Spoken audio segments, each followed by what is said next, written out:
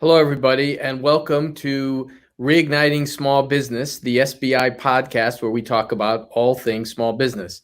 I'm Patrick Lee. And I'm Laura Richards, also with SBI. Today, we are excited to welcome Stephen Etzing to the podcast. Stephen is a creative strategist. Whoa, that's easy to say, strategist. And a collaborator of SBI's who has over 35 years experience building brands. Welcome to the podcast, Stephen. Thank you for inviting me. So, Stephen, let's jump right into this because we actually had just completed a podcast last week with a brand voice client that you had completed, Ann Elsina, and we had talked about her brand voice very specific and how she found a way to adopt it and really make it part of what she was doing after a struggle with it initially. But I think we kind of jumped in very specific and never really got around to like identifying at the core what is brand voice. So, Stephen, what's brand voice? I would say it's a durable and authentic expression of the why of a business, but also it's an expression of it's an encoding of the founder's DNA. So the language and actions that they follow can be encoded into the brand voice and sustained and used to transmit the business idea. So one of the big things that I think we use when we're describing the impact of brand voice to people is the concept of truly authentic, not contrived. Talk about that a little bit, if you would. Yeah, well, we spend a lot of time with the person doing a deep dive on their background and all their relationship to money and how they came about the business. And there's always a story that emerges that was a catalyst, and it's intimately tied in with their character. And so character drives the business, and that's one of the ways you get to an enduring message. So when you talk about enduring message and being a result of brand voice, why is that valuable? I think before the internet and before there was advertising as we know it, there was brand voice. And I think that what happened with the introduction of advertising is that it introduced a contrived use of language, which relied on inventing what they call a tone and manner, which was never really followed. And so there was a separation between the reason for the business's being and the expression of the brand. So really, brand voice takes you back to the roots of the business and the roots of business communication. So let's do one little semantic journey here. I don't like to do this that much, but there's so many words associated with this. Like we have the term brand and branding. We've got marketing. We've got advertising. We've got message. There's just a lot of words that all I think are sort of synonymous to the layperson who's just trying to come up with how they project their business and their value statement out there. So give us a little bit on that, because I know for you, brand voice is a disruptor to the standard marketing industry approach. So here's an interesting thing that had occurred to me is that really, when you're doing a brand voice exercise with the client, you're like the brand therapist, because you're connecting all of their achievements and their anxieties and the way their business came about through their personal biography. It's a very intensely personal process. But I hear you what you're saying. The thing about the way we were approaching brand voice here is that we want it to be a practical, usable process. And the 4 steps that we use are fairly fail-safe and prosaic. So you have your story, you have the thoughts that inform your story and are informed by your story, you have the action that results from your story, and then you have the fourth thing, which is your language. And I always leave language to the end because it's the most unreliable communication tool that we have. So when you're creating a brand voice for somebody, you're not as much creating as you are uncovering and then almost codifying in some way. So what are you looking for? Well, I mean, how does that work? You reveal an authentic narrative, how they came to be who they are. And often what happens is that you find that there's a false narrative. You have to go back and go through the weeds and untwist them and then say, wait a minute, you said this, but you're really this. And that's when there's an awakening for the client. They say, okay, I never saw it that way. And it takes some time often, as you know in the case of Anne, for them to actually recognize the truth behind their voice. Once they do, well, you could talk to that, Patrick, how it's worked.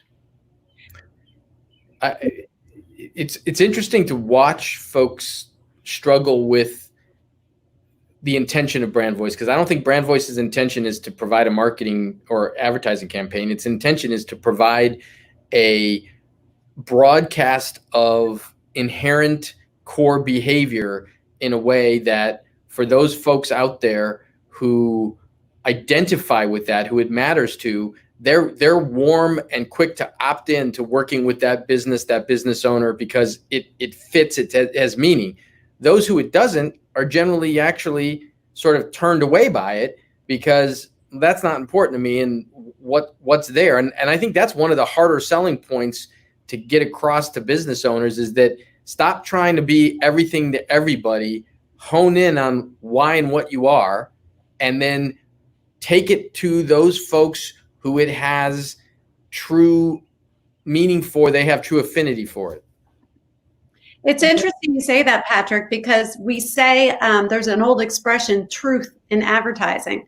And I think that brand voice flips that on its ear because a lot of times there isn't truth in advertising, but brand voice doesn't lie. And what's remarkable about that is when done well, which I think our team does, and it has proven to, it's almost the law of attraction. You're putting out your authentic reason for being. People are opting in that have those same core values. And when they come in, they already feel like they belong. There's no selling to be done because what they're opting into is authentic. Well, it's kind of interesting. It actually can be rolled out into advertising. It's quite interesting. One of our less sophisticated marketing clients looked at something and looked at the language I used and said, that's not authentic. That doesn't line up with my brand voice. And he was right. So it was a very helpful guardrail for me. And then when I wrote his biographical piece for his website, he started to understand fully what the voice thing meant because it was completely authentic. We discovered that he started working at the age of 5 with his grandfather. You started just telling a story about Joe Blow started work at the age of 5. Because it's so interesting. So let's do this real quick because I think, we're using a bunch of terms and we're all been working in this and understanding it at some level. And somebody listening is like, okay, well, I still don't get it. So there's a couple of examples that you use that I'd like you to go ahead and tell the story around. One of them is Chick-Fil-A. Okay, you use that example a lot to demonstrate a true brand voice and how it operates. Tell us that story. It's kind of interesting because the founder, it's a faith-based brand, and so Truett Cathy, the founder, uses the Bible as the basis for his voice. And sometime when they were still in the mall world, they went through a crisis, and they had a meeting of all the franchisees or whatever, the owners, and brought them together in Atlanta for a big why we're here meeting, why meeting. And they came out not with a plan, because the company was in trouble financially. They didn't come up with a business plan. They came up with one line that said, company dedicated to service. And so everything became the basis of that. And then they developed a line that said, it is our pleasure to serve you. It sounds very simple, but apparently it was a long time in the making But it's just as interesting to hear what you can't say as what you do say. So you're not allowed to say, okay, that's fine, or no problem, or you're welcome. It is our pleasure to serve you. And when you go into the franchise, into the store, you see it on the door when you walk in. You hear it from the person serving you. And it's kind of interesting because this pleasure to serve you thing is built into the way they hire. They hire people who are genuinely dedicated to service. So the guy looks you in the eye and says, how are you doing today? And you realize that the guy's being truly authentic. You're just not used to it because people do say, can I have your order? And so they've done a very good job of seeding the brand voice in their hiring practices. And they've recognized that every opportunity that you in front of a customer is a chance for them to touch your brand and for you to touch them. And so making your employees part of the brand is radical. To get it consistent is radical. And they take Stuart Cathy's book, actually. He's got 2 books. One is called Eat More Chicken. And they use it in train sessions. They tell the anecdotes of his life. And they teach people how to think about the customer and think about their work. So he tells in the one case, he talks of loyalty. And he said he gained his notion of business loyalty from Delta Airlines. They always used to frequent his store, so he made sure that his people only flew on Delta.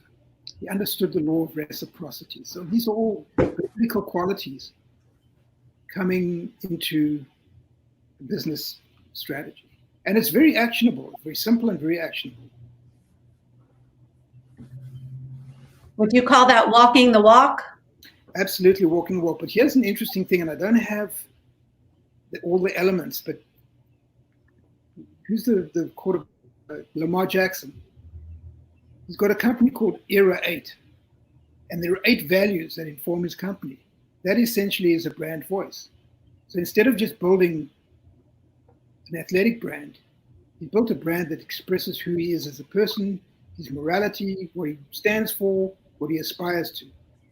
And it's very well articulated and thought through, which is very radical. So one of the other things that I think adds clarity is not just to look at the brands that have done this and the folks who have sort of made that real, but it's to look at the ones that try too hard, and you came up with some sort of advertising strategy or slogan or whatever, but there's nothing to it. You've had a couple of examples that you've shared before of brands that never quite got it. I think National Car Rental might have been one. I mean, talk about that a little bit, though, as to give us a comparison. Who's the company that does it's not takeout, it's something. The pizza brand. Oh, DiGiorno. Yeah. They said it's not takeout, it's DiGiorno, and they committed one of the greatest faux pas imaginable. They had a hashtag, why I stayed, and it had to do with abused women, why they stayed in their marriages.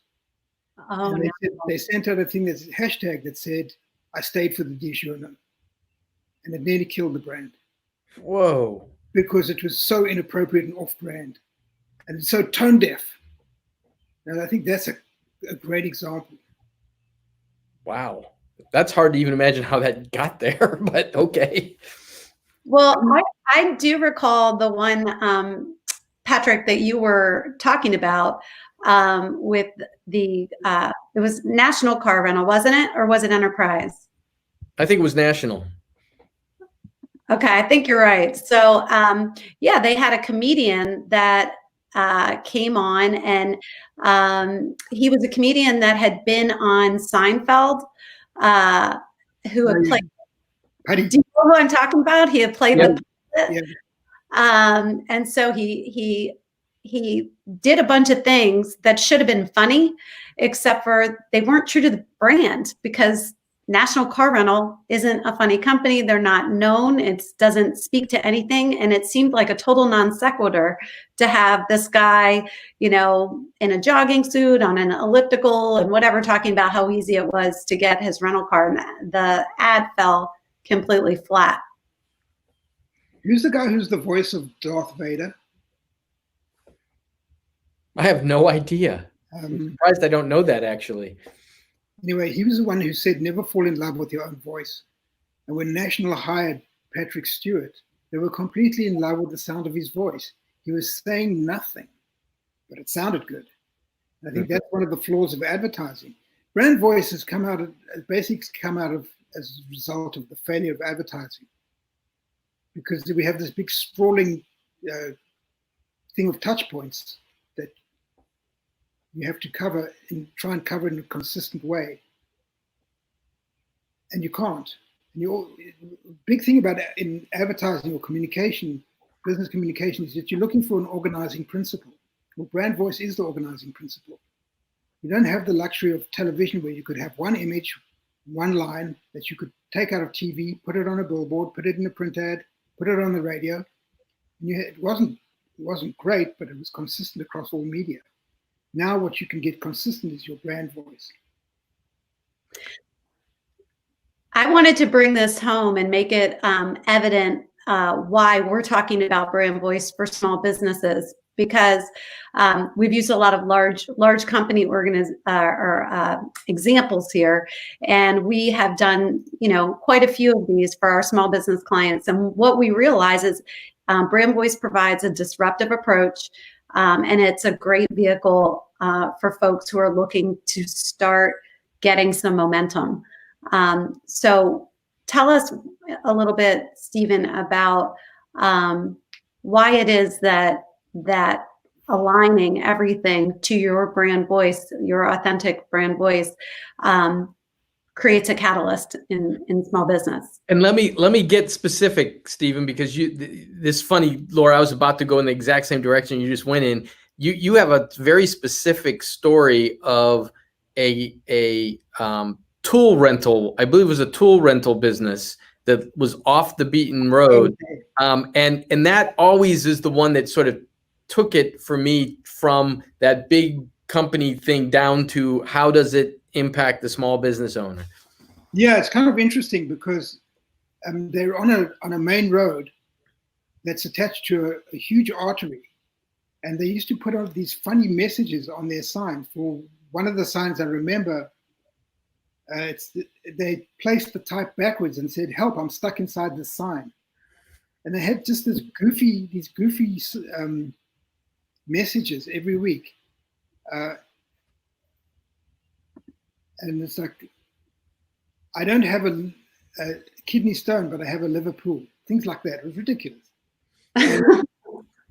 And people were so in love with them, they used to do a detour every week. They changed the sign twice a week. And if they didn't change the sign, the customer would call them and say, "You didn't change the sign."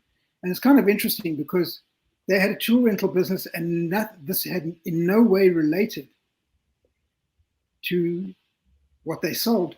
But it was when you met the owner, he was very much like the messages on the board.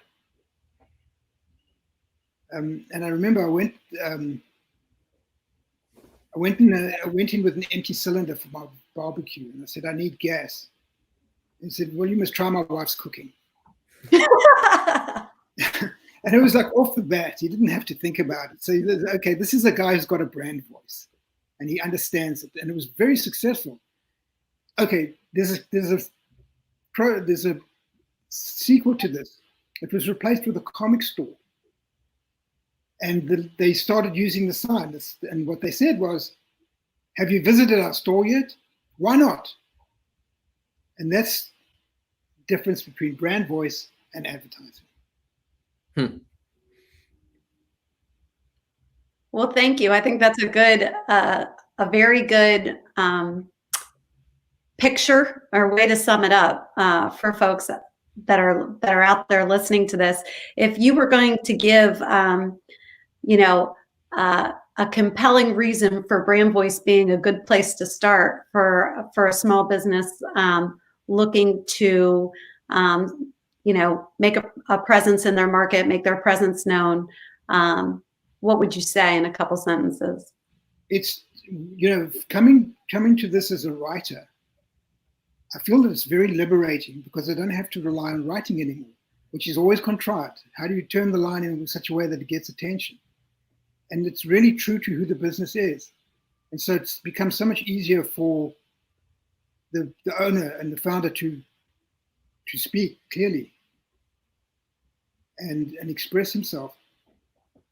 It's like a real foundation for communication. And it's the way we lay it out is very, very simple and practical. So it's not, there's a lot of bullshit in advertising. You talked about truth in advertising. There was an agency that said the truth well told. And it's a great slogan, but it relied on people with enormous talent. The ability to contrive something artificial is basically what advertising relied on.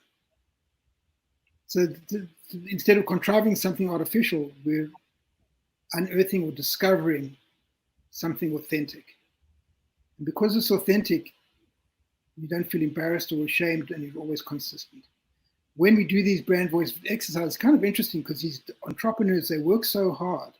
They got their nose to the grindstone, and it's like lifting their head up and showing them a mirror and saying, this is who you are. And they say, oh, I never realized that. Wow. Patrick, I'm going to give you the last word or last question. What say you? I will take the last word, not question, and I will simply say that at SBI, our big goal is to unearth tools for small business that puts them in a place of strength, gives them opportunity and options they may not have seen.